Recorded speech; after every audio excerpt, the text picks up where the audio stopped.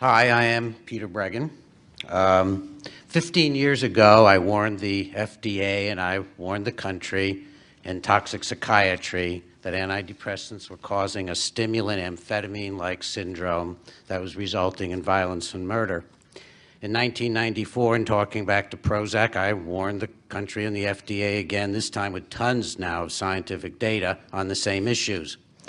During that period of time, I was asked to be, and this is very relevant to your deliberations, the scientific investigator for all of the combined Prozac suits, almost 200 of them. So I got to look at all the sealed data that Eli Lilly didn't want anybody else to see.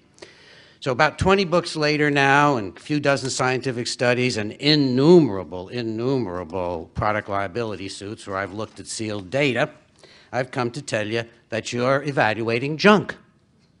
You're evaluating carefully edited, expurgated data that I've seen and you haven't.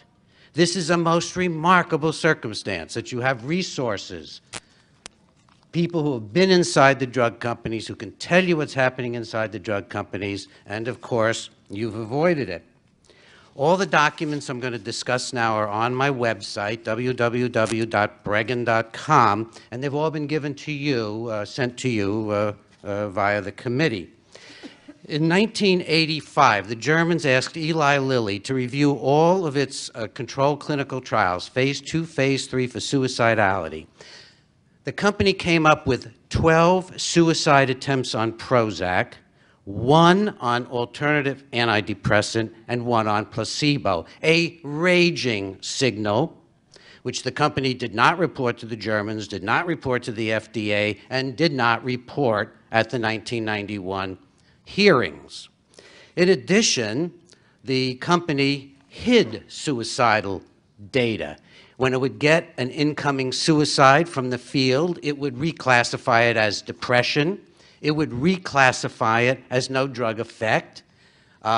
Claude Boucher, who was in Germany working for Eli Lilly, wrote an ashamed memo to the central office saying, how would I explain this to, quote, my family, to, quote, a judge?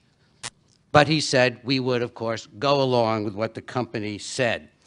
And as for akathisia, the company was very clever. It didn't code akathisia, so none were reported. It wasn't an available term. I found innumerable cases of akathisia combing through the company files that were never reported.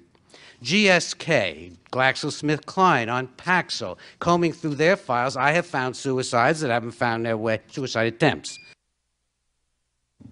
Thank you.